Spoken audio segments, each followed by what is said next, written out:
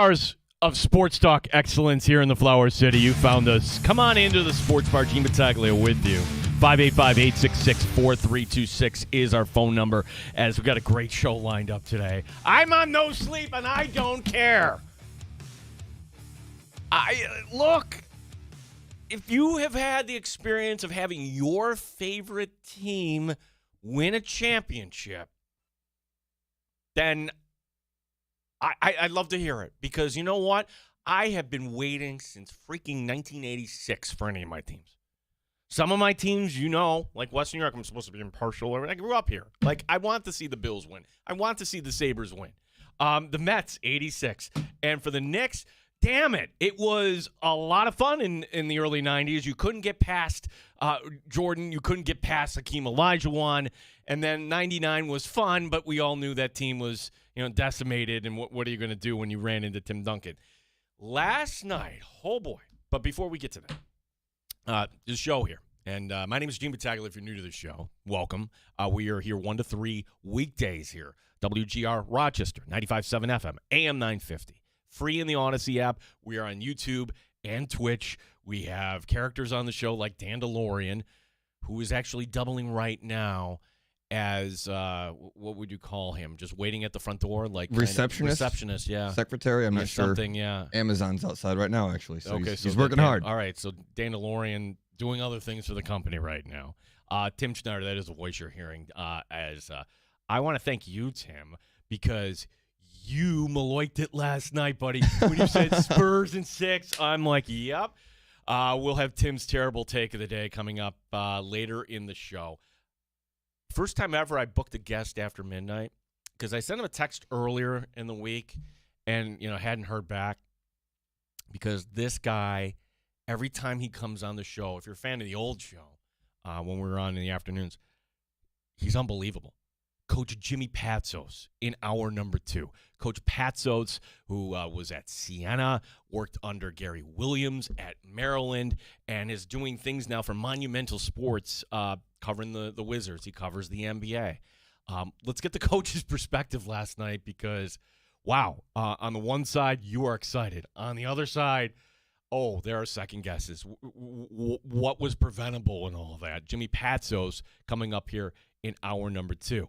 Today being the final day of Bill's mandatory minicamp, Chris DePasso, Buffalo Rumblings, will join us here at the bottom of this hour, as I do believe, and maybe Chris will correct me on this, but I do believe there's 3 competitions for the Buffalo Bills here. Are we buying into Kalen Elam-Zor? Or once Dorian Williams is healthy and ready to go, this is still Williams' job? What about left guard? Look, some markets don't really care about offensive line talk. You, the Bills fan, you come here.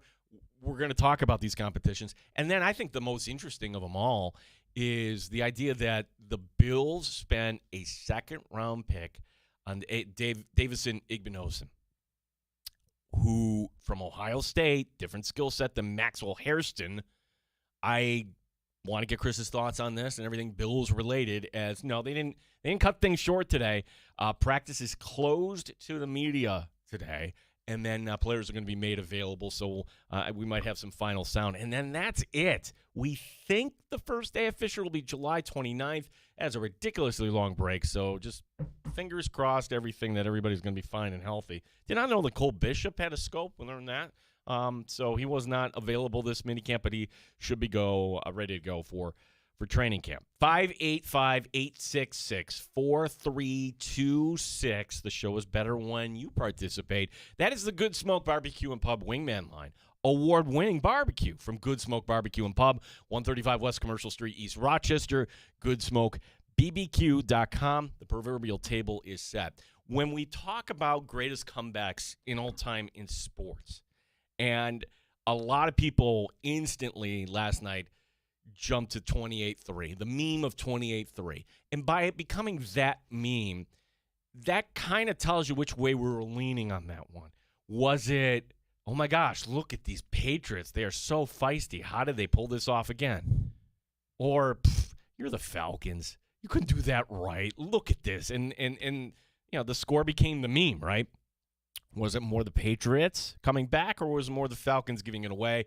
The Falcons didn't attempt to run the ball. Like, for everybody that, thinks the 49ers head coach is such a genius, what the heck happened in that one way back when?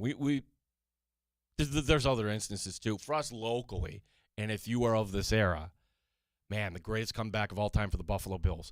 Down at the half, 28-3. And then Bubba McDowell with a pick six for the Houston Oilers. And, like, you got to be kidding me. At that point, I was at that game. I said to my dad, let's go. He's like, nope, let's see what happens for the Bills here. And then Kenneth Davis scores. And you're like, eh. And then the Bills have an onside kick. And then they get the touchdown. Then you're looking up at the clock. And then you're doing the math. I'm telling you, when I say do the math, as a fan back then and as a Knicks fan right now, I was doing the math last night. Meaning, all right, it's 29. Can you cut this in half by the end of the third quarter? And they didn't quite make it. It was 15, but it's like, all right. But you see, like, all right, they're letting us around and just chip away. And in the Bills analogy, to me, it was more Bills' greatest comeback than Houston Oilers' greatest joke of all time. But as I laid that out, okay, Kenneth Davis scores the touchdown. It's 31-10. Here's the onside kick. And nobody from the Houston Oilers was paying attention. Like, legitimately, it was the easiest onside kick. Like, I had no idea that would be coming. Are you that stupid? We're in the second half. We're down by multiple scores. And it just bad coaching by Houston in that game. Other instances, but that's one I would point to. When we look at last night, it's a Knicks team that you don't have to go very far. Game one, they were down 14. All right, now it's a little different than being down 29, but down 14, they came back to win that game. You would have thought the Spurs might have had that in the back of their mind, right? Or maybe if they didn't do that, hey, here's the film of the Knicks coming back in game one against Cleveland. This is who the Knicks are. And that's who that crowd is in the aura there at Madison Square Garden. And once the Knicks got on a roll, I'm thinking, okay, I'm doing the math. Is this actually going to happen? And when it's coming down to one play at the end, how many times do you have you're watching a series like, I don't care, I just want a great game? Or, well, that's what you had last night. That's what you had because you had great plays on both sides. You have easy second guesses, and you have this debate because New York City is euphoric right now. And when I tell you I didn't get a lot of sleep last night because I was wired, and I have friends downstate, and we're all texting each other. Are you kidding? How is that? And then in this day and age, something we didn't have back then is you don't have to wait for the next 30 minutes of SportsCenter. You don't have to wait for the newspaper in the morning. You go online, and instantly, if somebody has a good take online, it'll take off. Like, for example, I saw this. I'm like, wow. Okay. The debate. Did the Knicks win? Did the Spurs lose? Okay. Interesting decision by Mitch Johnson not to cover Onunubi on the inbound pass that won the game. Because, yes, you're doubling, I suppose. Or, and this is what I want to ask Jimmy Patzos, because you look at this, was that Fox freelancing? Was that Fox going over to help Wembanyama when he wasn't supposed to? When the ball goes over to Brunson, and I don't think any Knick fan was surprised, right? That's the guy. You want to take the last shot. And certainly that shouldn't have been a surprise for anybody in San Antonio. Hell, that's what Johnson was thinking. That's why he put Wemby out there. Like, think of it this way. If Wemby is rim protecting at 7'4", there probably isn't a OG floating through the lane. And by the way, that was the take I saw online. Like, holy cow. He comes in unabated. There's nobody covering him. That's how he was so easily to spot the ball and tip it. It was shocking. I couldn't believe that Brunson got off the ball in the first place. And then Mike Breen's call, Fordham guy, he actually says he thought it was going in. I thought so too. And it was online, just hitting the rim there. So for all the heartache for Knick fans, going back to Charles Smith, 4 attempts, to Halliburton last year, and everything in between. It's not done yet. I haven't even gotten to Fox. Fox is the easy guy to pick on. Like, and somebody put out, and again, more great takes, like, you get highlight packages. No, here's all the dumb plays that Fox did in the second half. And you point to the one where all right, he knows he's not going to get, he could be in danger of getting blocked, which he did by OG at the end. Why not just take it to the quarter, dribble around, get fouled, go to the line? You're taking time off, and you should make this a 3-point game, and then none of this ever happens. There were so many mistakes by San Antonio in the second half, but to me, Fox is the easy target. The coach is an easy target. How about everybody collectively? Because in that second half, the way they came out, the way okay, let me put up a 3, brick. Okay, we're going to go back. Here's another 3. And Johnson twice called timeout, the head coach. Just okay, here's a little bit of a run. Let's put a stop to it. I'm sure he's kind of drilling in this guy's head. San Antonio treated that like it was a Tuesday night in February. Like, hey, we're up big, and this is the NBA, and the game is over. It's absolutely stunning to me how the Spurs handled that second half. And on top of that, too, what made it all felt different was that the first half, I'm like, oh, boy. This is the Wembanyama we were fearing. One sequence in that first half where he's going up against Mitchell Robinson. Now, Mitchell Robinson is seeing more minutes. And look, had the Knicks not won this game, we'd be talking about the officiating. I'm like, how do you call 2 quick fouls on Cat like that? Particularly the second one after they reviewed, when Wemby is purposely kind of keeping his arm there too. To me, there has to be clear evidence, and I don't see that. Well, we have the opinion of Jimmy Patsos on there. Actually, maybe we won't. There's so much to talk about this game. I don't even know if we want to talk about the officiating, because the point I want to make is not about the officiating. The point I want to make is about Wembanyama. Wembanyama, that first half, oh boy. After 2 poor games, and then you win game 3, here he is exerting his will. As a basketball fan, you love this. Go old school, one-on-one, big against big. And Wembanyama schools Robinson, the defensive specialist. And then Wembanyama. Now, I don't follow Spurs basketball all that closely, but he does the pointing to the head to Robinson as if going up the court to say, I'm in your head. And if you love basketball, trash talk is part of the culture. Some of the greats of all time. Larry Bird was the king at it.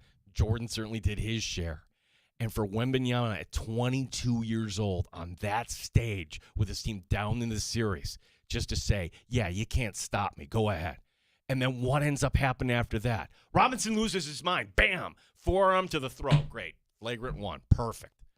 And at that point, I'm like, well, okay. It's not over, but it's a best of 3. And I felt that way. How many of you didn't stay up? How many? I told myself, learning from experience, this goes back to Syracuse basketball in the Big East tournament. The 6 overtime game against UConn, that, all right, I fell asleep for that one, and when I woke up, I'm like, what the hell? I was not asleep last night. I was kind of like, I'm thinking, all right, whatever happens one way or another, I'm going to say I watched this. And furthermore, I host a show here. I kind of got to figure out what was going on. But there's more than one. I know people that were like, oh, my gosh, I missed that last night. You're not a Knicks fan in particular. When I tell you, really, there isn't anything like that in NBA history. 29-point deficit in the second half, and you won? 585-866-4326. I want to thank one person in particular for helping this along. And no, it's not Mike Brown and it's not Brunson. I can't particularly thank them because I don't know them. I'd like to thank you, Tim Schneider. You there putting out Spurs in 6. And I don't know exactly when you did that. If you did that at the Wemby Robinson foul. It was midway through the second. Yeah. Midway through the second, somewhere around there. I thought it was safe to call a game there. I mean, didn't you? Like at that point in the game, who would have thought? Like I cannot believe. Like I sat there after the game ended with my jaw on the floor for I think like 45 full minutes, just wondering how it happened. You're not an Knicks fan. No, I'm not. I'm hardly an NBA fan. When you see that, it's like this is why we love sports. This is what pulls us in. This is theater. I couldn't imagine if I had money on that game on one side or the other. Like that would have been an absolute either monumental or travesty victory or loss, because 30-point lead in the NBA. Sure, it's the NBA. There's runs and there's stretches, but in a game of that magnitude, under that scope, to blow or recover a 29-point score, like it's unprecedented. No, right. It never happened in the finals before. Tim, you want to go to San Antonio? I think I do. I like, honestly, like, okay, so the get-in price, and we all talked about that. It's only $1,400. Fly there and but I'm doing a comparison shot. That crowd on Saturday night, it's going to be half Knicks fans. I'm not exaggerating. If people are dumping their tickets in San Antonio, and hey, I've got the literal once in a lifetime chance. I shouldn't say that. I begin my life in 1970. There are probably people that remember 1973, right? But gosh, all intents and purpose, to me that would be the play, right? Go there, not going to be all that mean to you. Now, if you're a Spurs fan going to New York City, I would go incognito. I wouldn't do anything like that. Opening line here, Spurs by 5.5. Again, that's tempting and tasty to jump right in and take the Knicks in the points here. So I'm going to have to kind of see what happens with this line over the next few days. 585-866-4326. I am just on cloud nine today, on virtually no sleep. And I'm sure if you're a Knicks fan, you're feeling the same way. I'm curious, though, what others around the country are saying about this, because I could imagine that for some, like, that scene is like, no, what? This is just Hollywood East. This is elite people. Oh, look who showed up last night. Oh, wearing not a Knicks shirt, a Stevie Nicks shirt. Ha! I get it there, Tail. Yeah, she's okay. I thought also, weren't you just a Cavs fan a couple series ago? that was in support of Mr. Swift, Travis Kelce. Okay, but even so, like, you're not a Knicks fan, and Mana McNutt, the video's going around of like on the Knicks radio broadcast saying, "You're not a Knicks fan. What are you doing, girl?" Like, yeah, that's accurate. I'm like, okay, she's there, but I just wondering how many people are just fed up with, okay, let's look at this celebrity, let's look at that celebrity, and the thing that distorts it, that's not New York. That's the thing that kills me, is that every person I know from New York is into the Knicks, and every person I know couldn't afford to get into one of those games. Okay, they're not celebrities, just average working people that unite a city in that way. The only team that can unite a city in New York City, because you're a Jet fan or a Giant fan, Yankee fan or Met fan. And sure, I'm sure you'd be happy if the other team won. Maybe you would resent it. This is something that everybody is certainly behind. In New York, sure, there's white collar, there's a working class, and to me, the working class here, yeah, kind of getting pushed out a little bit. But good on the city for having watch parties set up in Central Park and in other places. And Saturday night feels kind of like, to me, kind of like I may plan Saturday night to get together with family on this. Like, it's one of those nights where, do you want to watch this alone in your home, or do you want to go out and watch it? I'm going out. You got to share that moment. I'm not going out. Yeah, you want to share the moment. And maybe this doesn't happen. Maybe we got to wait till Tuesday. Those tickets, yeah, almost $12,000. That's right. And again, I'm. And buy a car. I try to think of how I'd have to take out a home equity loan to do that. Like, I don't have that much money on like on a credit card. You could hit that, or yep. I just have that money just lying around. That's what I'm saying. The resentment might be just kind of building toward and I hope that somebody kind of gets like, ugh, New York, Taylor Swift, ugh, like it's really not the Knicks fan base. I'm telling you that. Chris DePasso, we'll shift gears, talk some Bills football. If you're new to the show, I thank you for tuning in here today. My name is Gene Battaglia. This is WGR Rochester.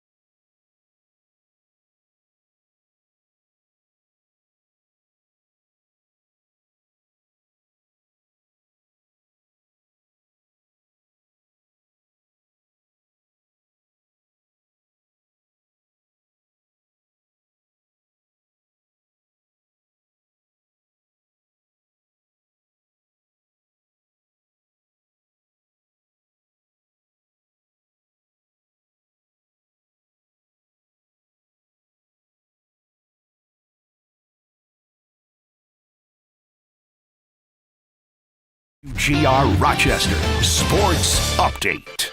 New York now one win away from a championship. The thrilling come-from-behind win over the Spurs. Head coach Mike Brown and the Knicks on the game winner. OG was one of the guys that I challenged. I told OG, as big, as strong, as athletic as he is, he's got to be a monster on the offensive glass tonight. I don't know if there's a play bigger than any other play in the history of Knicks basketball. That was a huge offensive rebound. Huge offensive rebound. He took on the challenge, and he went and won the game for us. Game 5 coming up Saturday night in San Antonio. It is the final day of Bills' mandatory minicamp. We'll talk some Bills football coming up next. Chris Trapasso, Buffalo Rumblings, will be our guest. Out of the stadium, it's a doubleheader for the Rochester Red Wings. Game 1 in progress. They're in the bottom of the first. Worcester off to the early 3-1 lead. Gene Battaglin, the sports leader, 95.7 FM, AM 950, WGR Rochester.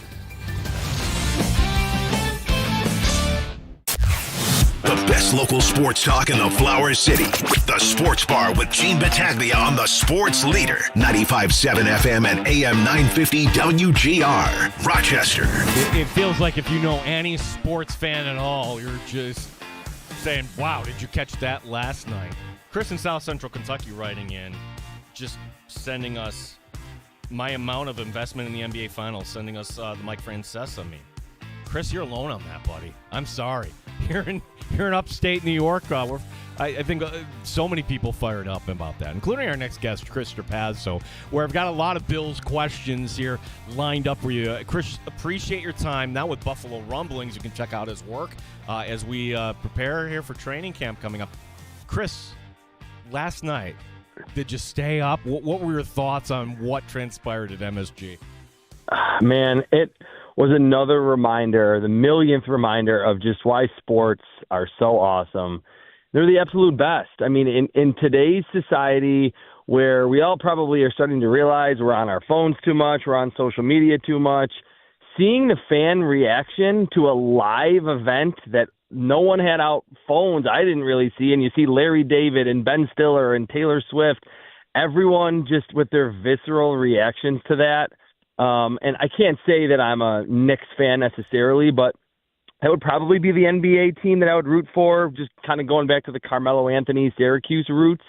It was as good as sports get, and to me, I'm just a big fan reaction person. So seeing, being in the Sabres arena for those crowd pops during the Sabres run, and then seeing what happened at MSG, it was really spectacular. So I'm going to give you 3 great comebacks or great collapses, however you want to do it. Okay. You got last night, and then you got Falcons Patriots Super Bowl, and then I'm going to throw in, and we call it, for good reason, the great comeback game, Bills and Oilers. And Chris, I know that's way before you started covering your team. And heck, at that point, I'm still in school at that point. But the idea, which of those 3 do you say, boy, the team that lost that game, that's more on them than the other team coming back in that game?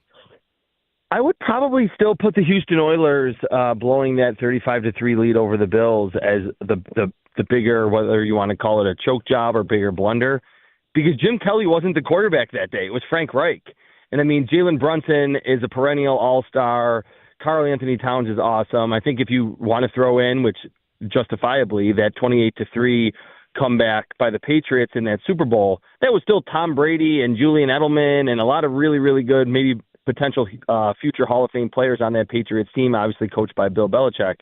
So the one team that I think really didn't have any excuse, or the least excuse of this trio, would be that early 90s Oilers team that lost to Frank Reich and Andre Reed and Thurman Thomas and company. Yeah. It was Thurman was out that day too. It was You're right. It was Kenneth Davis. Davis. Yeah, it was just the Bills. Some of the understudies there in the day that. Right. Just so unbelievable. Chris. All right. So today we have the team working out as we speak at the stadium, and we'll hear from some players. Practice is closed to the media. What is true, what isn't? So we learned that, okay, there's an injury here for Dorian Williams. To what degree does this open up the door for Caleb Elam's-Orr? Your thoughts, now we go back to the draft process, because a lot of people, and you're hearing the hype here, could Caleb Elam's-Orr actually be something for the Buffalo Bills. Your thoughts? Is that going to be a camp battle coming up here at Fisher? It's definitely going to be a camp battle. And to answer your first question, I think this injury, and we don't really know the severity to Dorian Williams, opens the door wide open for this rookie to potentially start next to Terrell Bernard week 1. He's someone that you mentioned draft conversation. He's someone that I had a top 20 grade on in this draft, and I know that I was on a lot of radio shows post-draft, and that raised some eyebrows, but that's just what happens when you are evaluating 200 or 300 prospects, that you will, if you're doing it as objectively as possible, which I try to do, you're going to have some kind of wonky grades that don't really fit with where the players ultimately go. Elarms Orr, after Sonny Styles, was my number 2 off-ball linebacker. He tested well. I loved his film. I thought he was good in coverage, reliable tackler, great blitzer, good instincts. There was really not a clear-cut problem that I had with his game. So even like before this Dorian Williams injury, I thought there was a decent chance that he could make some noise as a rookie. Now if he starts training camp at Fisher and he's getting a lot of first-team reps next to Terrell Bernard, even though Dorian Williams has those in season, just 2 years ago he led the team in tackles, Elarms Orr will have a little bit of a leg up on this veteran who's entering the last year of his rookie deal. Is there anybody else on the radar in terms of the competition there? I think a lot of us were waiting for, hey, when's the team going to bring back Shaq Thompson or maybe even Matt Milano? I don't think that Milano, but maybe Thompson. Or is there somebody that, all right, we're not familiar with this player on the depth chart right now? Because to me, I would want to see somebody else there try to make a run at this, Chris.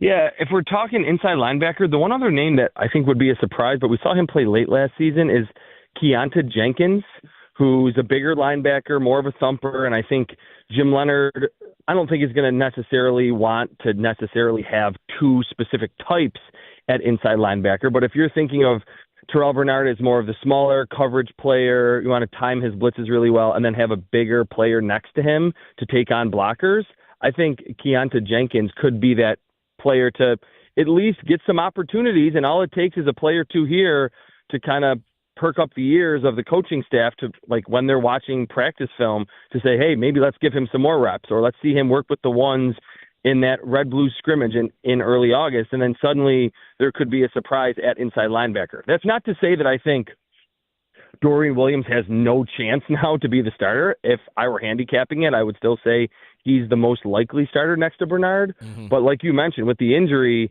and Elarms Orr, the talent that he has and the productivity that he had at TCU, I think now it's very much more of a 50-50 toss-up than maybe what people would have thought even when he was drafted. If there's one area on the team that I think many, and I would say probably we would say also, that has some depth here for the Bills, it was always the offensive line. So when David Edwards got the big money there from New Orleans, it's, okay, you did really well for us. That's good for you. We can make this work. Alec Anderson, is this his job to lose at left guard, or might be somebody coming for it? Can you assess that kind of competition on the inside there, Chris? I think the Bills want it to be his job to lose, but I don't think it's like he's written in Sharpie, like he needs to have a disastrous training camp to lose it. They like him. They like his tenacity. They like what he did as that jumbo blocker. I think he and Spencer Brown are kind of like the enforcers up front. If you need to get into a little scrum, if someone has a late hit on Josh Allen, you know that Alec Anderson will be the guy to stand up for his quarterback and his other teammates. And I think it's important to have that type of player on your offensive line. Do I think that he's going to come in and just be David Edwards 2.0? Probably not. They did sign Austin Corbett to a 1-year deal, who was a former early second-round pick and has played a lot of football. I think that is very much similar to Dorian Williams and Caleb Elarms Orr, like a neck-and-neck battle where you would maybe handicap Alec Anderson as the favorite, but I don't think the Bills, because they're only locked into a 1-year reasonably cheap deal for him, I don't think they're locked into Alec Anderson at that left guard spot. They do want to have some continuity there, and the 4 of the other 5 will be the same, but that's another position that is, I think, going to be a really juicy battle at Fisher this summer. Yeah, and then the last one, and I'm curious to see what happens here because it's not like the Bills are going to go out of their way to say this is a camp battle because, well, they spent a first-round pick on Maxwell Hairston last year, and he was hurt, and I think it's way too soon to kind of make a definitive statement one way or another on him. But then you spend another high draft pick, Davison Igbinosun, and what's interesting to me, Chris, is these are two corners that have a different skill set. Like, which corner is the better fit here for Jim Leonhard in this defense? How would you assess who's going to start at corner opposite Christian Benford? Well, I think they have different skill sets, Hairston and Igbinosun, in that Hairston is smaller, lighter, ultra twitchy, super fast. We all remember that he ran 4.28 at the combine last year. Igbinosun is your taller, longer-armed press corner, not going to be as good of a mirror in terms of following routes or being super sudden, staying with the Zay Flowers and the Jordan Addison types if they get moved to the inside or he has to just deal with a separator. But he wins with physicality, with length. He's more of your classic or traditional press man corner. But I do think the skill sets are somewhat similar in that Hairston and Igbinosun are both man coverage type cornerbacks. So that's a battle that I think you're right. Like, no one really expected the Bills to go outside corner as early as they did. But I felt kind of silly post-draft when Brandon Beane talked about, hey, he went into the draft thinking that was the biggest need on the roster. If you look after Christian Benford and behind Maxwell Hairston going into the draft, there was MJ Devonshire and Corey Couch in terms of their depth there. And we know the Bills have dealt with a lot of injuries by the time the playoffs have rolled around at outside corner, mostly Christian Benford. Obviously, last year, Maxwell Hairston got hurt in that regular season finale against the Jets. So in today's league, when you're facing a lot of good quarterbacks in the AFC, once you get into the playoffs, it did make sense for the Bills to address that relatively early. I still think Hairston is a better player, and I think his skill set fits a little bit better in the modern day NFL where there's just separators everywhere. But Igbinosun, he's done about as well as you can do 1 month into his career in the NFL with the Bills in rookie minicamp, regular minicamp, and then mandatory minicamp. Made a lot of plays on the football, and they showed that assertiveness to play the ball at the catch point with that 6'2" frame. Is there any competition at safety? Are we just kind of penciling in C.J. Gardner-Johnson and his yappy mouth there going and Cole Bishop there? I mean, or is there a candidate maybe that knowing the contract for C.J. Gardner-Johnson, it's 1 year. It seems like a contract that you could move off of pretty quick here. Is his spot locked in stone here, Chris? I think it is. I think C.J. Gardner-Johnson and Cole Bishop will be the starters week one. I know Cole Bishop mentioned yesterday that he is dealing with a little bit of a knee scope, I think, over the offseason, but he said he's going to be ready for camp. What I'm more interested in, that's kind of answering your question a different way, I want to see how the Bills address nickel corner beyond D. Alford. They signed him from the Falcons. He's kind of your Max Hairston, but smaller, super twitchy, built to play in the slot in today's NFL. But I think the Bills, in drafting Jalen Kilgore and a few other pieces that they brought in Geno Stone, who's a bigger safety. I wonder if they want to have a bigger body type that they can rotate in against two tight end sets or against a team that wants to run the football and to not have a 175, 180-pound slot corner there. Now, they certainly got years of tremendous production from someone at nickel corner and Taron Johnson, who's obviously no longer with the team. But I think the downturn in the Bills' run game efficiency in terms of its run defense, I think can be looked directly at Taron Johnson dealing with injuries, teams understanding, hey, we can just run at him because he is smaller. So I wonder if Jim Leonhard will roll out more personnel packages this season that are dictated by the given play, the given personnel package that they're up against, and that maybe at camp we will see, can someone else maybe rotate in and be almost the third safety, or you want to call him the fifth or sixth defensive back on the field beyond C.J. Gardner-Johnson. and Cole Bishop and D. Alford. Chris Trapasso, Buffalo Rumblings, our guest here as the Bills wrapping up things today, and then we don't see them until the final few days of July. It's going to be a very long layoff here, but we're priming you here for training camp and looking ahead here as next season is right around the corner. Chris, we haven't talked about the wide receivers today, and the reports in May are that were from this camp that Keon Coleman is looking okay, which that's great. He looked okay last spring, and he certainly looked okay in training camp. I guess I'd ask the question here, because you and I have talked about Keon Coleman. We talked about Skylar Bell. When you look at the wide receiver position as a whole, what's the biggest question right now that you have in your mind? Is it that Keon Coleman can he actually take what he did last year in camp and bring it to week one? Or is it something like Skylar Bell? Is it the promise of a Bills rookie? What are the biggest questions in your mind at that position? That's a great question. I think going into camp with this little, we have this not little 6-week layoff coming up until they're there in Pittsburgh, is probably like who establishes themselves as the wide receiver 3. Now, the Bills are a little different than most teams, or we're starting to see more teams feature the tight end. And if Dalton Kincaid's really good offseason where he looks bigger, he looks healthy, continues, that's great. They want to throw to the backs, that's great too. But as we've seen late in the playoffs, last few years, you do tend to need more than just 1 or 2 quality receivers for Josh Allen to throw the football to. You have DJ Moore. You're going to bring him in. He's going to be most likely your highest target receiver, 100 to 120, 130, 140 targets. We don't know. Then Khalil Shakir. After that, is it, like you mentioned, is this the season where Keon Coleman, I think the Bills understand he's not going to become their number 1 X over 100 target type wide receiver, but can he be serviceable enough as that wide receiver 3, or is it someone with a complete opposite skill set in rookie Skylar Bell? I was on with Chopin the Bulldog on GR out of Buffalo a few weeks ago, and he had a really interesting prediction that he's like, I think by Halloween, Skylar Bell in those very universally utilized 3 wide receiver sets, he thinks Skylar Bell by Halloween will be that 3rd wide receiver. So that's the biggest question mark. I think it is a group that was much maligned last season, and with good reason. It was one of the worst wide receiver groups in the NFL, and it was really miraculous the job that Josh Allen and Joe Brady did with it. It's better, but there still is a question mark at wide receiver 3. Do we still have a question mark surrounding Dalton Kincaid? Now, Dalton Kincaid, hey, like, he looks great, says he's healthy. There he is winning the home run derby there in Rochester this past weekend. Or do we expect much of the same? Meaning, all right, really in this offense, he isn't going to be used as a tight end as a tight end is used in some other places. Like, where do you see with the story going here for the Bills tight end that was brought in to be that guy that could get a lot of targets from Josh Allen?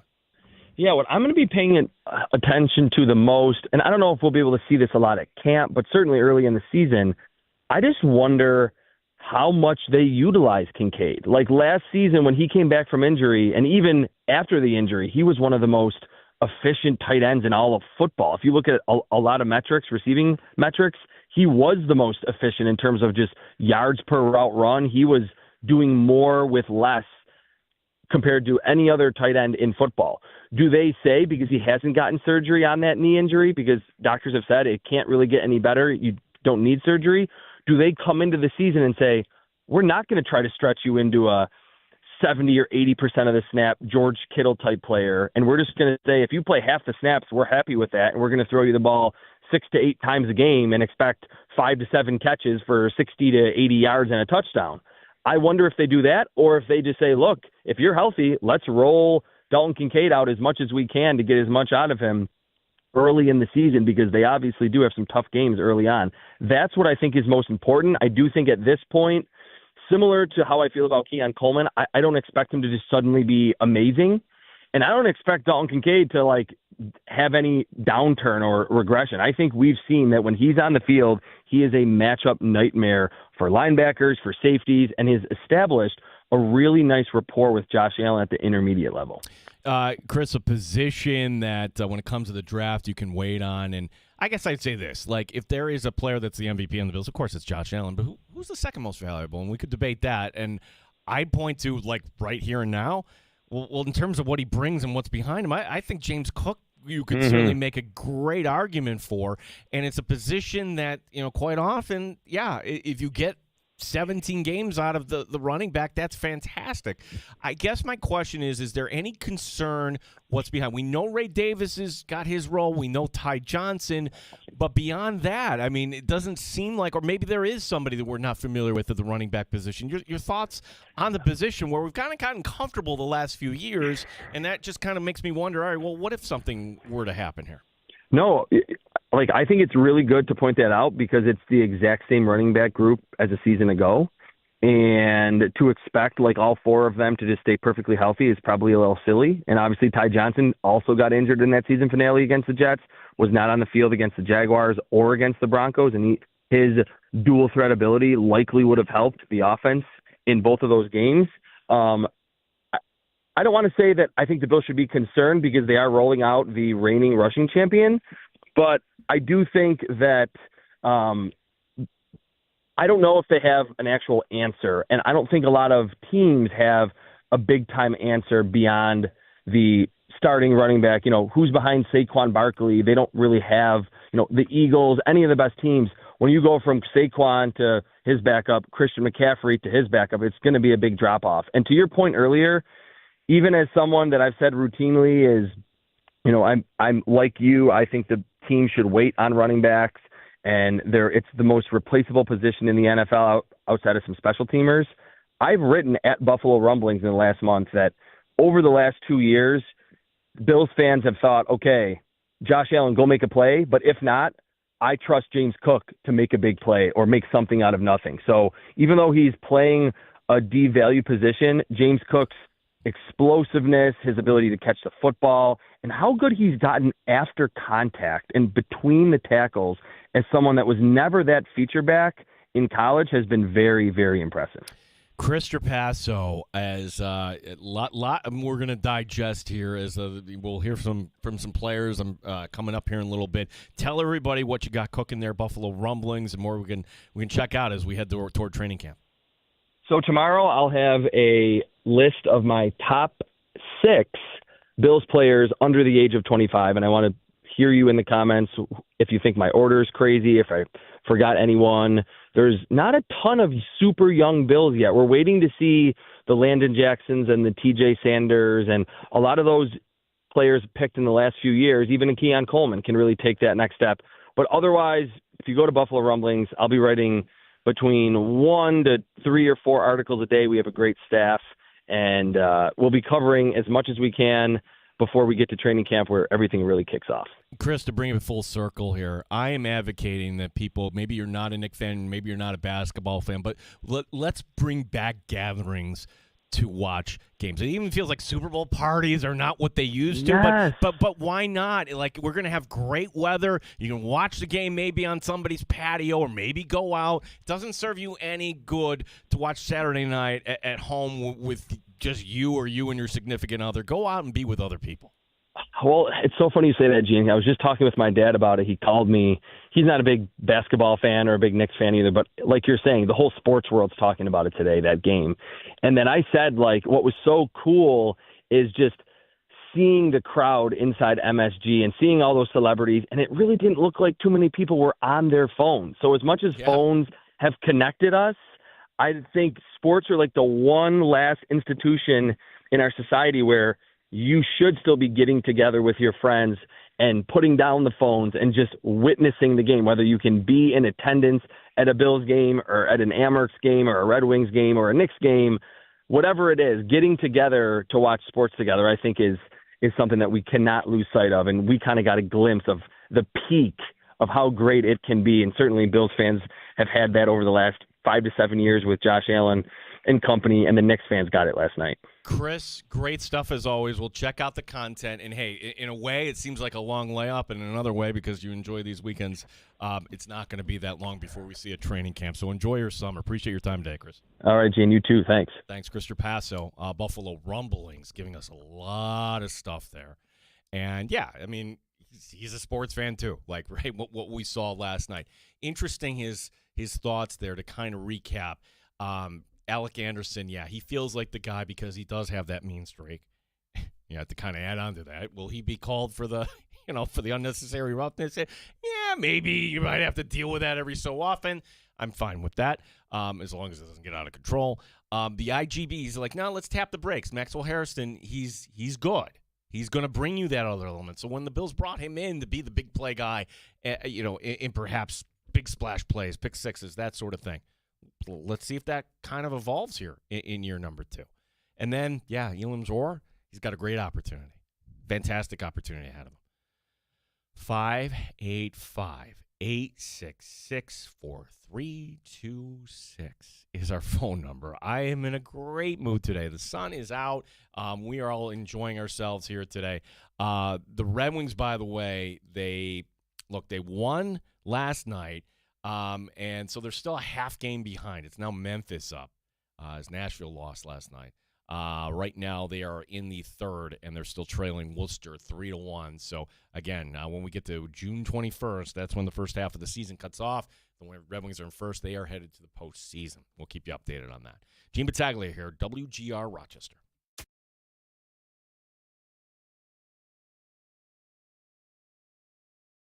Seven FM and AM 950 WGR Rochester. Hey, it's Gene Battaglia, and if you're in the market for windows, maybe double pane windows, well, nothing beats the new Illumilite window upgrade from Window Nation.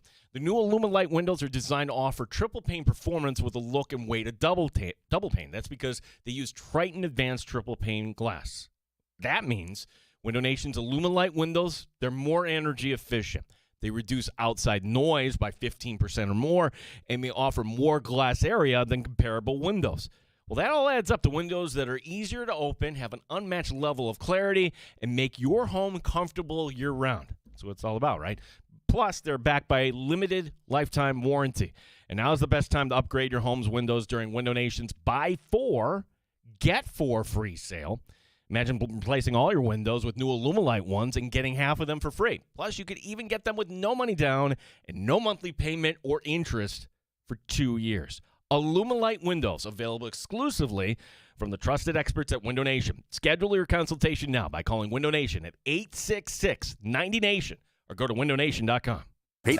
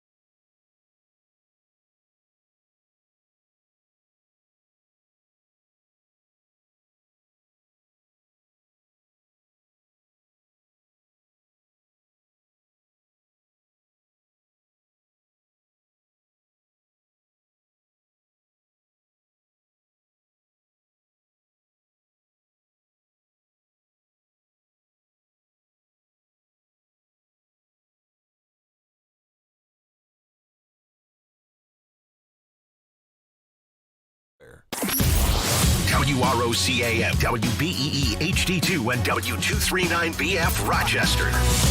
The sports leader. 95.7 FM and AM 950 WGR Rochester. An Odyssey sports station. WGR Rochester. Sports Update. A comeback for the ages for the New York Knicks. They're now one win away from their first championship since 1973. OG Onanube on the big play. I inbounded the ball to Jalen. He got a pretty good look, and I just went and crashed, tried to get a tip dunk or something. The ball went over my head, so I couldn't really dunk it, so I just tried to tip it in softly, and it went in. We'll talk about Onanube and Elders with Coach Jimmy Patsos coming up later this hour here in the Sports Bar. It is the final day of Buffalo Bills mandatory minicamp after today. Next time the Bills will be together, that will be in late July. The Rochester Red Wings right now a half game out in the International League in terms of the playoff race. Doubleheader at the stadium. The Wings are trailing Worcester 3-1. They're in the third. Gene Battaglin, the sports leader, 95.7 FM and AM 950, WGR Rochester.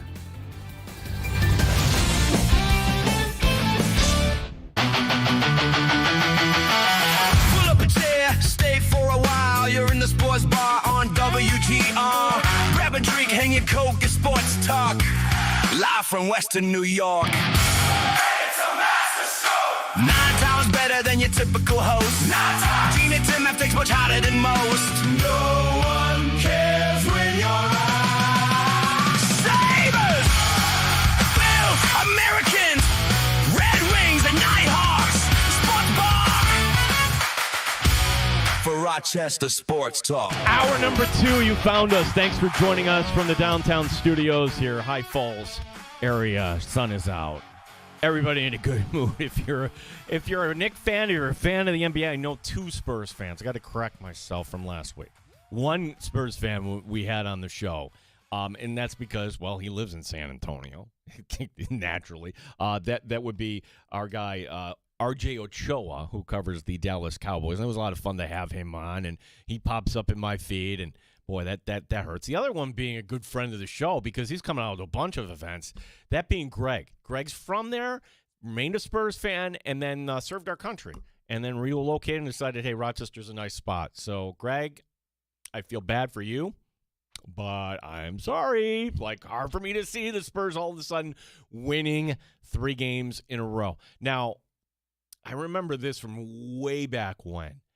Like, people arguing, the Amerks, they could win the cup here tonight in Maine, but I'd rather see them win it at home. I guess if you're a Knick fan down in the city right now, that's in the back of your mind, but I wouldn't want to chance it. First opportunity, you get to win a championship, you take it. You enjoy it. And the way the NBA has gone here, like if the Knicks get up in the fourth quarter, say by double digits, is it time to pack it in? I don't know what the Spurs team is going to be made of. In game 2, they fought back. They should have won that game. And it was a couple plays by Wemby in the final minute that he didn't connect on, and that was the difference in this game. And I'm just wondering, too, that the inexperience of head coach Mitch Johnson showing up here, would this series be any different had Pop not got sick? Like Greg Popovich, who they showed earlier in the series in San Antonio, there he is up in the booth, but he's not well enough to be on the sideline now, but he still is around, and you could still pick his brain and everything. But could you actually, would this be any different? Because if there's one game it'd be any different, wouldn't you say it was last night? Like at some point, like an experienced coach might have been like, this is kind of a warning sign, guys. Here we're in the third quarter, and we're just putting up unnecessary threes at this point. Why don't we continue to do the things we were doing on offense? And I think it's a fascinating conversation. The Knicks came back, but how much did the Spurs let them in the door? How much did the New England Patriots let in? The Atlanta Falcons led in the New England Patriots. I thought big time. The Falcons didn't run the ball. They were going quick 3 and outs. That doesn't help. We're joined by Chris Trapasso, and I put it to him like, okay, which team do you point the finger at the most and say you failed rather than the other team came back? Is it the Spurs last night? Is it the Falcons in that Super Bowl against New England? Is it the Houston Oilers against the Buffalo Bills on January 3rd, 1993? And Chris's answer was interesting. He said it's actually the Houston Oilers because there wasn't a Jim Kelly out there. There wasn't a Thurman Thomas available. It was Frank Reich, who, you look back at the career of Frank Reich, he was like one of the best backup quarterbacks of that era.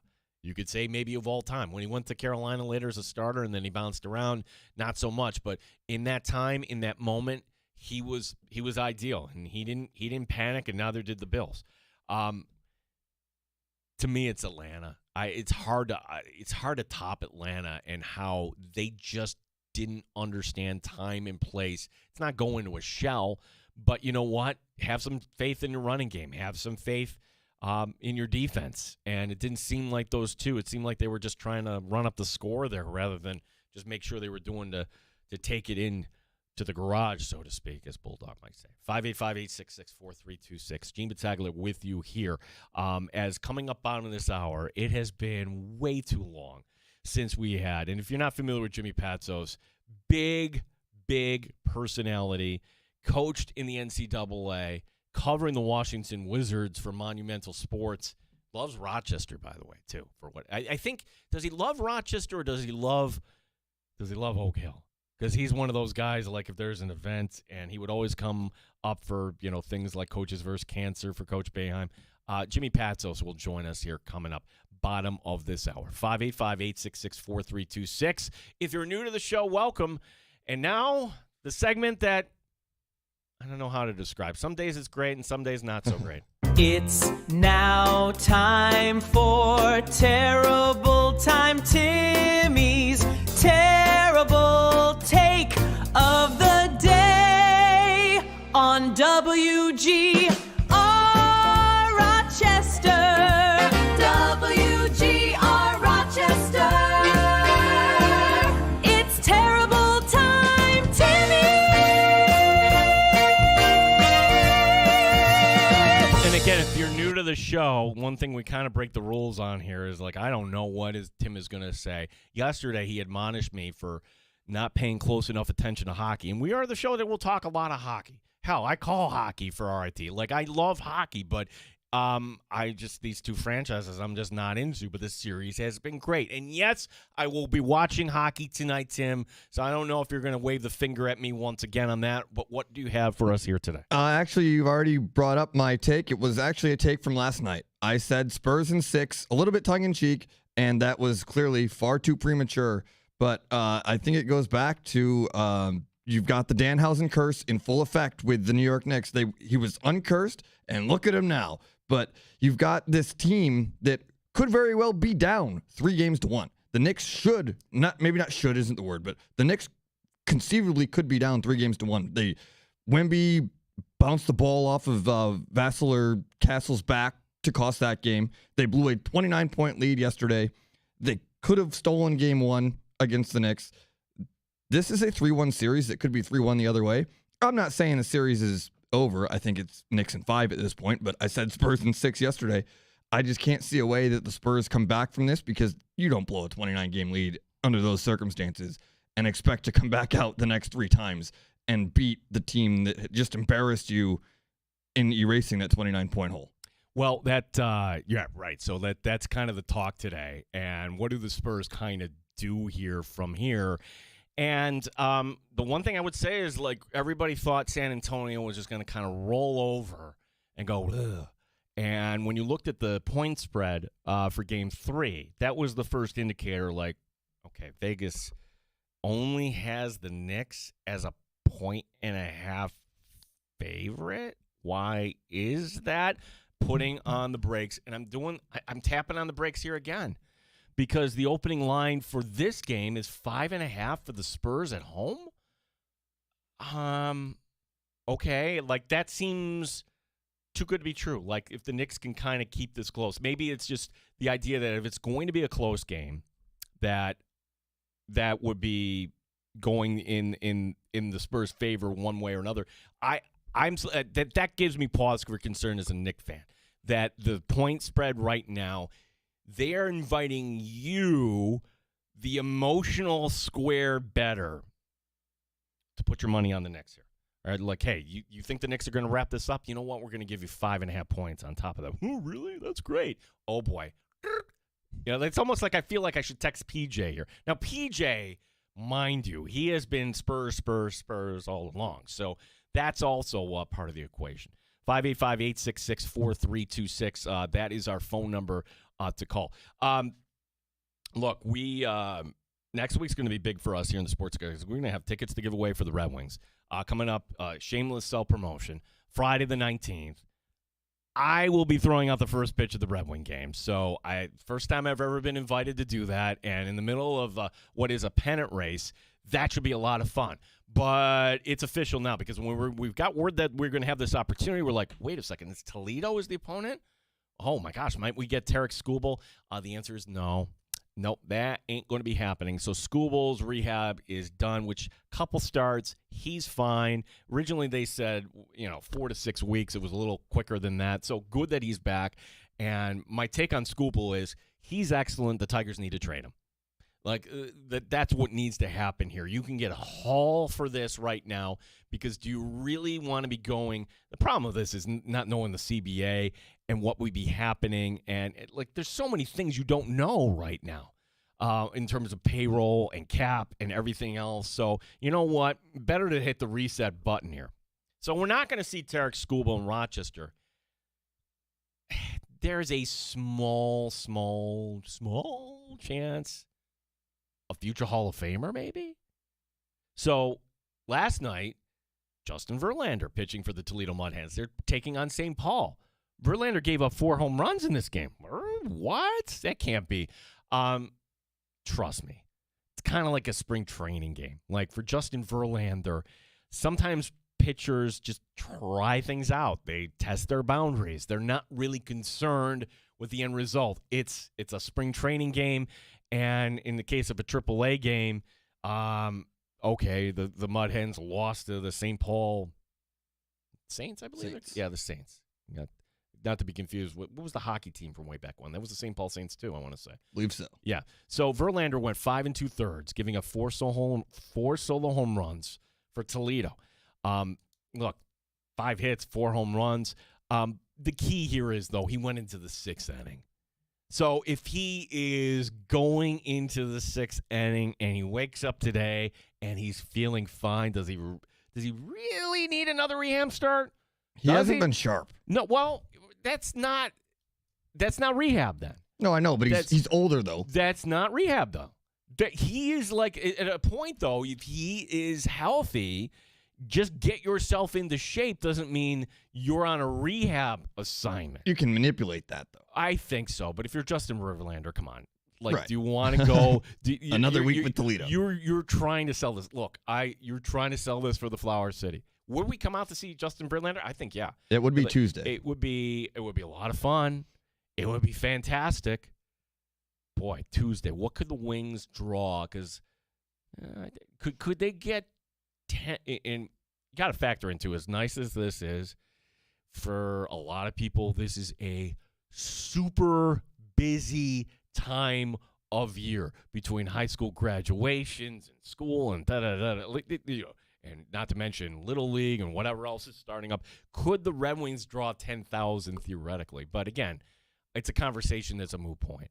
Verlander's healthy. It's just, is he healthy and washed? That's the question. His fastball was anywhere between 92.9 and 95.7. So that doesn't seem like, to me, kind of anything that's going to scare anybody. Now, Verlander, at this point, he's not going to be the pitcher that's going to blow you away. Can he do it by moxie? Can he do? He is the closest pitcher, by the way, to 300 career wins. I don't think we're ever going to see that again. It'd be stunning. Like, Randy Johnson was the last guy to get to 300 career wins. Look that up to me. How many wins does Justin Verlander have right now? 266. Yeah, he's not getting that. No, 34. What he showed last year in San Francisco, and it almost seems like the Tigers brought him back like, hey, look, full circle, you're one of us. Let's try this out. I don't know. I don't know if he's got anything left. I got to be honest there. And you could say, well, maybe like is another AAA start going to make it any better? Well, that's a tough call for the Tigers, isn't it? And maybe it's a tough call for Verlander too. Like, does he know in his heart of hearts, like, this is it? And the thing that kind of sucks is, when it comes to Hall of Fame voting, and like you have these imaginary thresholds, like 300 automatically into the Hall of Fame. Well, in this day and age, I would think 266 should get in. I think that I would say so. Yeah, Justin Verlander, 3-time Cy Young Award winner. And again, I think it's a long shot that we see him in Rochester next year. 585-866 next week, I should say. 585-866. That would be really a long shot if we see him in Rochester next year. 585-866-4326. Scary scene in Kansas City last night, and with everybody dialed in on the Knicks game. And maybe you saw this come across your feed. So Brandon Nimmo is at the plate for Texas, and he hits a line drive off the head of Seth Lugo. This ricochets all the way out to right field. Not a little ground ball. It's bam, on the fly that drops into the outfield. Okay? I'm describing this to you. You don't need to see it. So Nimmo is running the first, but you can tell right away, like, he doesn't even really take a turn. That's his former Met teammate there in Seth Lugo. And Lugo is down. And Nimmo runs over right away, which I don't ever recall an opposing batter going over just to make sure, hey, are you okay? But I'd assume they're friends. They're former teammates. And even if they weren't, you don't ever want to see that. And that by that point, Lugo is on his feet, but his hat is knocked off. And instantly, you see this, it's right on his forehead, this massive red welt. And, the trainers come out and like, that's enough. Today we learned that for Lugo, like a timeline for return, it's kind of uncertain here because his left elbow is hurting him. He's a right-handed pitcher. Right. Why is his left elbow hurting him? Because the line drive literally knocks him over so hard that to brace his fall, it's his left arm that kind of goes out. You see this, and are we going to get to a point? We talk about player safety in the NFL and player safety in hockey. We had the player overseas in the not in the NHL, but was playing in an overseas league who got cut in the neck by a blade and lost his life. At what point are we going to have something in baseball like this? Because, my gosh, if that's a few inches, we're talking about a tragic story here today. And we had this aim years ago, if you remember, like, we're going to wear these hats that are going to protect pitchers on the mound. And everybody's like, well, that's a really good idea. We don't ever want to see anything like this again. And they came out, and they look stupid. It made you look like the Great Gazoo there from Fred. I'm dating myself. That's probably before your time. Hello, Jetsons. Hello, Jetsons? No, he was on the Flintstones too. He crossed over. Tim, look it up. I believe you. Yeah. Hello, Tim. Tim Schneider here. I'm the Great Gazoo. Tim doesn't think Flintstones. Tim. Yes. I must be thinking of a different, or maybe I just confused the saucer with Flintstone. Which I don't know. Like, if you think about that, all right, how did you have a children's show where legitimately you look back at some of the commercials where they're smoking or whatever, and then you're going to bring in like some sort of alien on a show about caveman? Anyhow, these hats that these pitchers were wearing were big and dumb, like the Great Gazoo there from the Flintstones years ago, and you had a few pitchers wearing them, and then just kind of faded away. Okay, can we revisit this idea?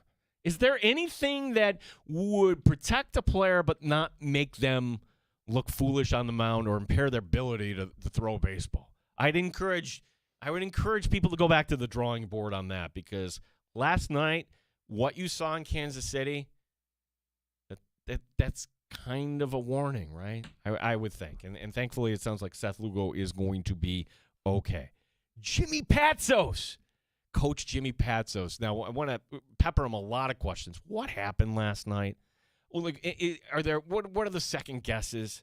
He's not going to hold back on his opinions. Jimmy Patsos, the coach. will be joining us here in just a little bit. Last call is for you at 585-866-4326. Gene Battaglia, WGR Rochester.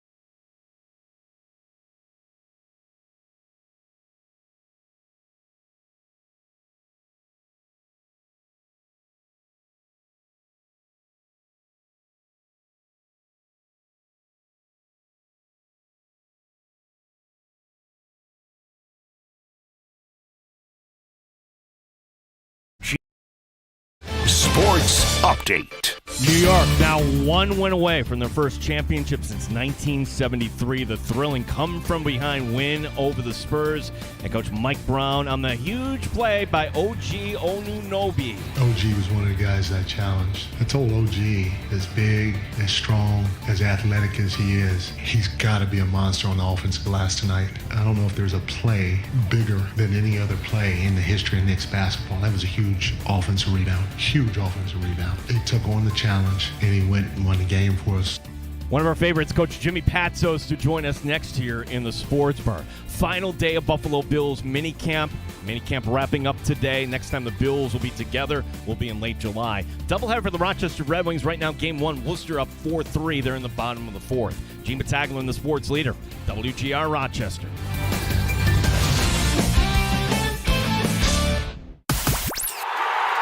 Rochester's home for live sports and the best sports talk anywhere. The Sports Bar with Gene Battaglia, 95.7 FM and AM 950 WGR, Rochester. So many people texting with last night. Again, that's my circle of friends, right? Like, what just happened? Even if you were just like, wow, what an unbelievable game, and then it's after midnight that I get a text back from Coach Patsos that said, yes, I will come on your show tomorrow. I'm like, yes, this is perfect. Jimmy Patsos, now with Monumental Sports, longtime coach under first Gary Williams, then at Siena, and has stopped in over the years here to the Sports Bar. Coach, really appreciate your time. Is there any way you can put into context what we saw last night? Jimmy, how are you today? I'm great. Hey, sorry, what's back?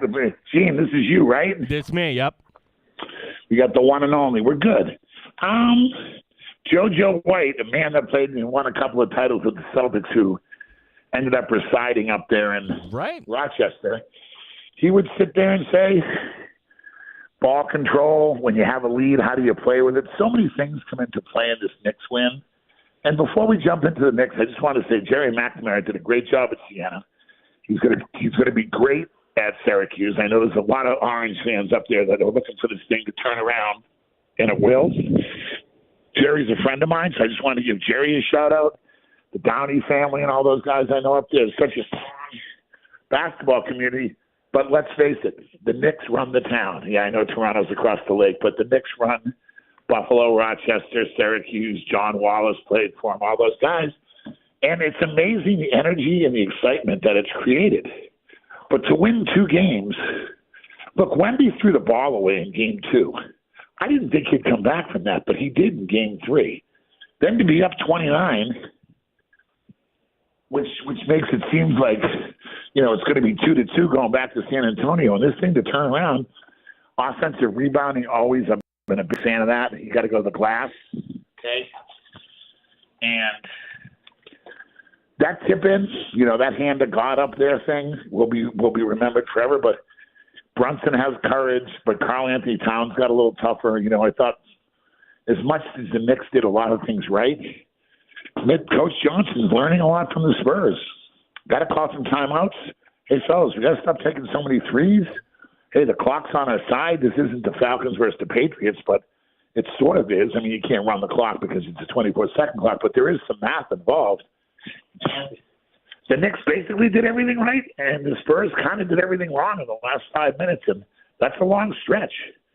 They lost the game by 1 down their place. They were up 14 the first game, but they haven't been great down the last couple of minutes, and I'll tell you what, that's experience. De'Aaron Fox, great guy. I love De'Aaron Fox. He's one of the few veterans, but it's his first time in the finals.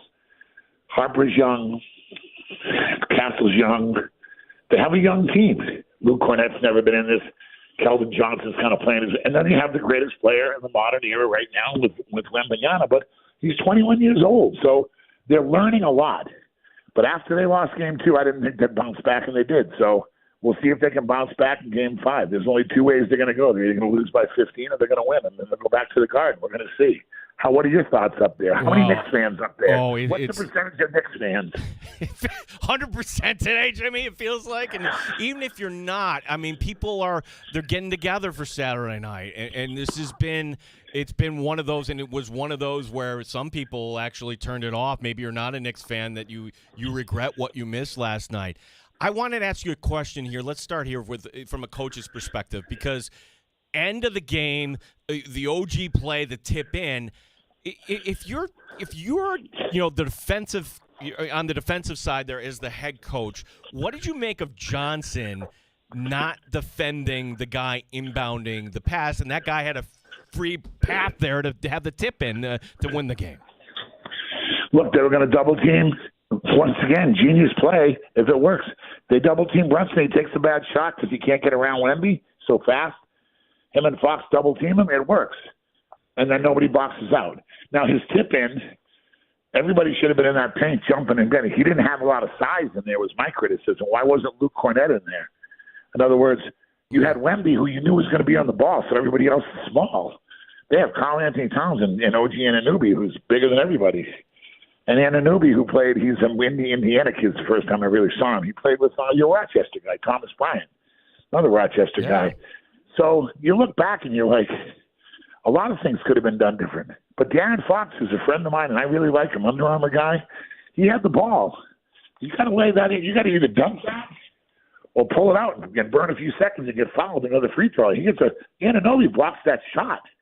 I mean, this guy's going down in the annals of in the annals of history is one of the greatest Knicks plays ever. Patrick Ewing bounced off the back rim. Everybody still remembers that. They're going to remember the tip in more. And 250 million people in New York are all going to say they were at the game. They weren't. But Larry David was, and Jerry Seinfeld was, and Timothy Chalamet was, and Taylor Swift was, and Donald Trump was. And what I like is all the old Knicks are there. Clyde Frazier's obviously doing the game, Ewing and everybody. But that's a lot of pressure on San Antonio. They didn't handle it well. San Antonio might win 3 titles in the next 5 years, and they won't remember this, but they're going to remember this for a long time this summer, because twice you had a chance to win a game. Forget game 1 because the Knicks came back. Game 2, you got the ball. Wemby turns it over. The coach should have called timeout. There was 9 seconds left. You got the rebound. Young team timeout right away. So I'm not criticizing the coaching that way, but there's some do's and don'ts. Mike Brown's made a lot of good adjustments, like you said. I always like a guy on the inbound. You know what I remember? They didn't have a guy on the Pitino, who's a good coach, one of the greatest coaches ever, didn't have a guy on the inbounder. And they threw it to Leitner, and he turned and shot it. I like a guy on the inbounder because I hear what you're saying. It's easier to match up. I just like to make it. They had a guy on the inbounder, and he tipped the ball with 1.2 left. So Mitch Johnson, and his father's John Johnson, who played for the Seattle Supersonics in Iowa. But it's different when you're on that sideline. I had all the answers as the assistant.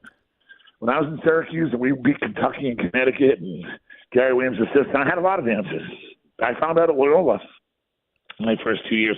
I didn't have as many answers as I thought in real time. These Spurs are growing up in real time. You guys went to the conference finals last year and didn't play. You had Tom Thibodeau, an everyday taskmaster teacher who I loved. Mike Brown's got a little bit of a different approach, but he's got a great approach.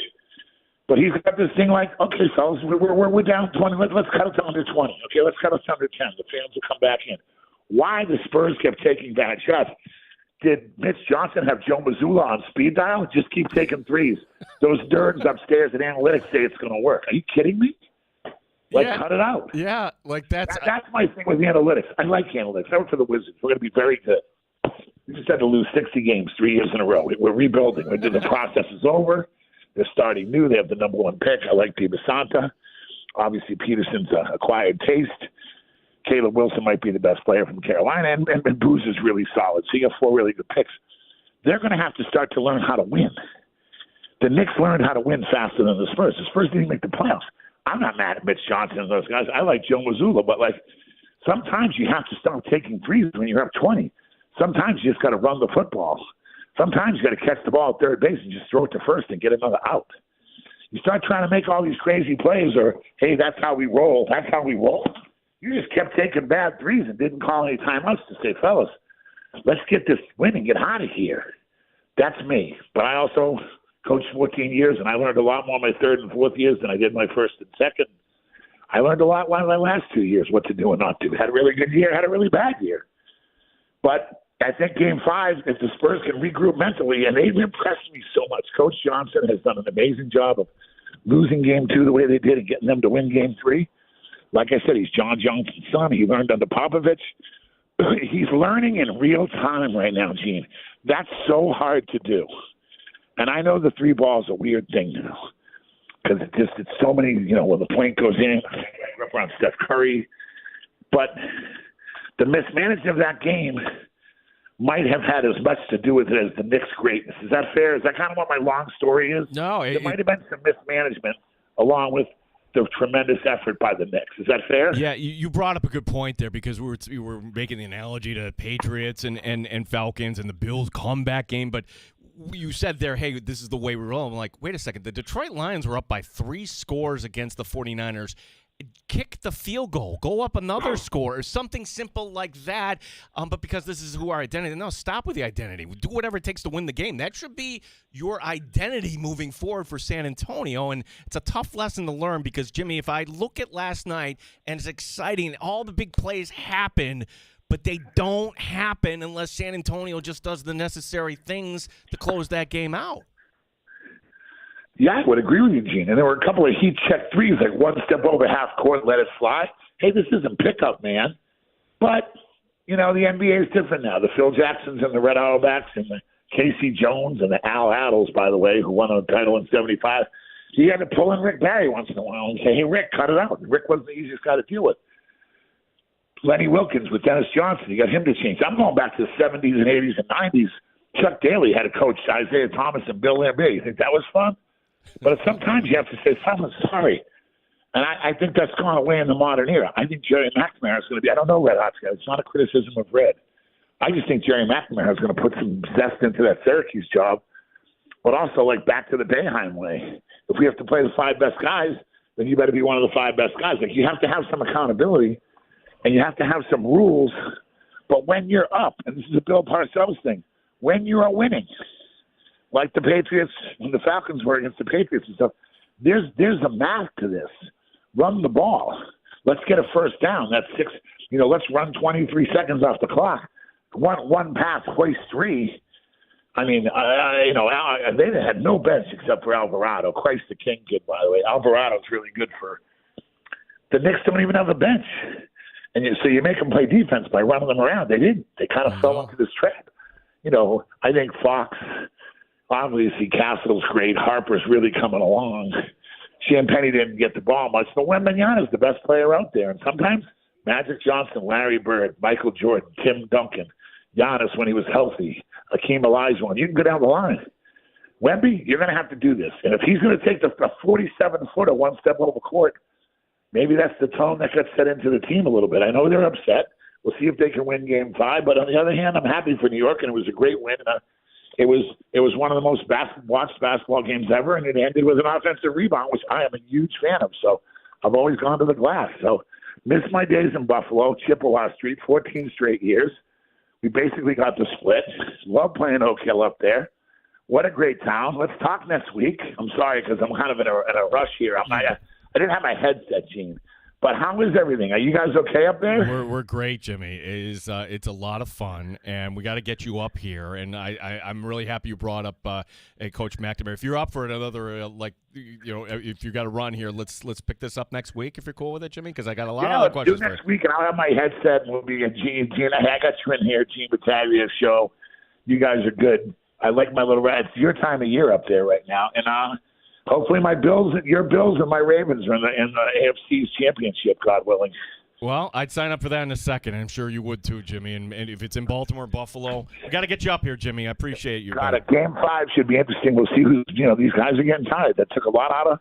Well, after they lost Game 2, the Spurs, everyone said that's it, and they fought back. So don't give up on the Spurs. Fox is a high character guy. I think they're learning in real time, which is hard to do. They're going to catch their breath and. Wouldn't we all love to see Game 6 in the Garden? You're the greatest. Bye, brother. All right, thanks, Jimmy. Jimmy Patsos, former serial. And if you're new to Jimmy Patsos, he's not being rude. That's who he is. He's got this larger than life personality, and I think of him in a time like the late 90s, 2000s, where that was college basketball, wasn't it? It was guys like Jimmy Patsos, and he squeezed us into the schedule here. I wanted to ask him more about Wemby. Wemby at 22 years old, because to me, he hasn't been consistent. Like Game 1, terrible, 6 of 21 from the floor. Game 2, okay, he's coming back, and then he gives 2 plays at the end he gives away. Gets roasted by Charles Barkley. Who, by the way, is there anybody better than Charles Barkley? No. No. Can we make him president? I mean, honestly, like, whatever. I'd campaign for Chuck right now. Like, just get somebody in there that, all right, this, like, in the mamby-pamby, hey, let's go to the NFL halftime show, and there's 7 guys all sitting at the desk, and they're all not telling you anything because we don't want to offend, all the connections. Chuck doesn't care. Doesn't care. But back to Wembanyama. He's 22. And 22 last night after coming off a Game 3 win in New York, and they're blowing the Knicks out, toying with them. And he's trash-talking Robinson and baits Robinson to a flagrant. I'm like, oh, jeez. And that was when I thought, we've got a real problem here. That guy has shown up. It took him a few games to kind of dial in. Honestly, I'll say this. I thought that was a piss-poor job by Mitch Johnson. That how many things, and you called a couple timeouts, but if you cannot command a room and tell your guys, this is what we're doing, well, the Lions, they went down swinging all year, all the time. They would go for it on 4th down. Bull! You kicked the damn field goal. And by the way, we'll get in next year. You didn't get to the playoffs next year. You might not be back because Jared Goff is your quarterback, right? You had your opportunity and was poor coaching, but because Dan Campbell tells it like it is. No, because he was a moron and couldn't get over himself. And for Mitch Johnson, he's out of his league, I think. 35 and so many things last night, but the idea, and this is why I love Coach Passos on there. Why wasn't another big on the floor? If you put Cornette out there, that's a guy that he'll throw his body around. Great point. And that's why Jimmy, look, take after take after take. We'll see if we can line him up next week. And then, as we say in our business, he lands the plane. That's like, okay. Gotta go. Gotta go. But he gave us a few minutes. Jimmy Patsos today on the show. Fantastic. Last call is for you. Is there a point that I'm missing here? Am I wrong about something? Do you want to just say hi to Tim? Whatever's on your mind. 585-866-4326. Gene Battaglia here, WGR Rochester.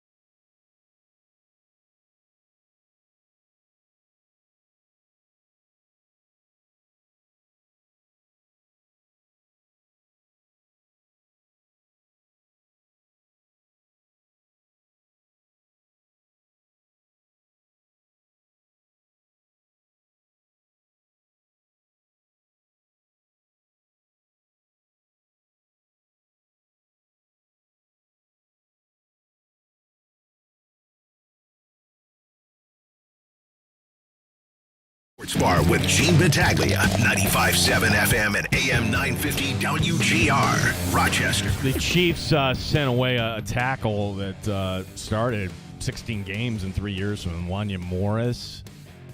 Goes to Atlanta. I think the story here isn't about some, swing tackle for Kansas City. I think the story is Kansas City as a whole. What do we make of them? Like, I could listen to the argument that, ship sailed.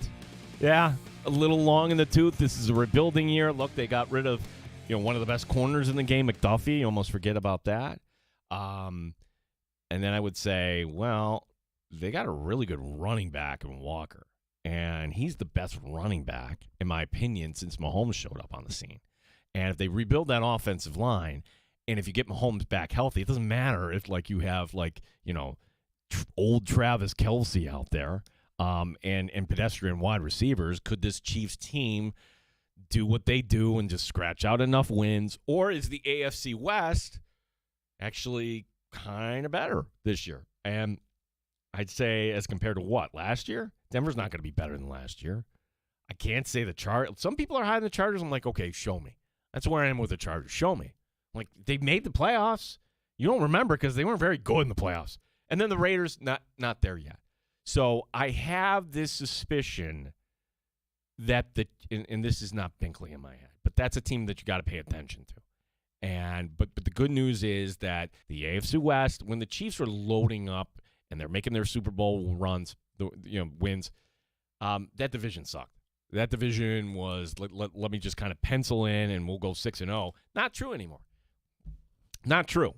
And funny thing is, the AFC East, okay, the Patriots, sure, they're not going away. They'll be talented. Can't just say the Bills will sweep them. No, they didn't win the division. But I could say the Bills will, should be 4-0 against the Dolphins and Jets. When you go down to Miami this year, you should remember what happened last year. The Jets aren't very good on paper. The Dolphins aren't very good on paper. We got a long, long way to go. Tomorrow on the show, we'll kind of recap, hey, what exactly happened at Buffalo Bills minicamp as it's wrapping up right now. We'll hear some from some players, I'm sure, as they're going to address the media, or maybe they just going to skedaddle out of there. Like everybody going to their summer home here. We'll talk to Matt Perino. Matt Perino normally on a Tuesday, but we'll recap everything with Matt Perino. And then reschedule from last week, the great Lee Steinberg talking about the Chiefs. Well, he's the agent for Patrick Mahomes. Lee Steinberg, who just read up on him. He's one of the greatest agents of all time. We've got this relationship with him. He'll be coming in. We'll talk a little, we'll hopscotch around the sports world with him. We'll talk about what's happening in New York. How could you not? I mean, Lee Steinberg, from a business standpoint, how can these guys capitalize on this? Should I ask Lee Steinberg about, I can't ask him directly because he wouldn't know the answer, but a player taking less money like Jalen Brunson did, $113 million less. And by doing that, Bridges comes in, you make the trade for Cat. Was that this big altruistic thing? I can't ask him because that's really speculative on my part, but a lot of people are wondering, is there some sort of under-the-table wink, nod sort of deal? Or does Jalen Brunson, is he smart enough to realize if I win a championship here at Madison Square Garden, I'm king forever in New York. I will have that status.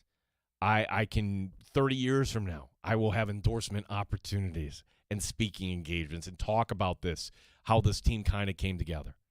Like he almost, if he hits that 3 last night, it's a different sort of game. But fantastic show today, and we will set up certainly tomorrow the Knicks and Spurs. Tonight, I am so sorry because I'm not a hockey hater, but I'm going to watch this. Tim, what do we call it when a best of 7 is tied at 2? Pivotal game 5. It's pivotal. You can't hear. I guarantee. If you consume sports talk, if you watch Sports Center, somebody will use the word pivotal tonight. Vegas and Carolina. And what a great run this has been for ABC/ESPN. Like, the numbers for the NBA Finals are going to be great. And the numbers for hockey have been solid, too, because the hockey itself, yeah, people want to see goals. People want to see comebacks. And Vegas and Carolina, yeah, I'll break down and watch that tonight. If you miss any of today's show, the Dandalorian, as we call him, Dan Drummey, has everything for you in bite-sized form. Thank you to Chris Trapasso, who joined us in hour number 1. Thank you to Coach Jimmy Passos in hour number 2. We're on the air 1 to 3 Eastern time here. So if you're listening in the Odyssey app and you can't listen in real time, we'll just go 1 to 3, and you can just punch it up on your ride home in the evening, wherever fits your schedule. Wish Game 5 was right now, Tim, but I got to wait till Saturday night. Show Up in the Bulldog coming your way next here on Rochester Sports Leader, 95.7 FM, AM 950, WGR Rochester. So much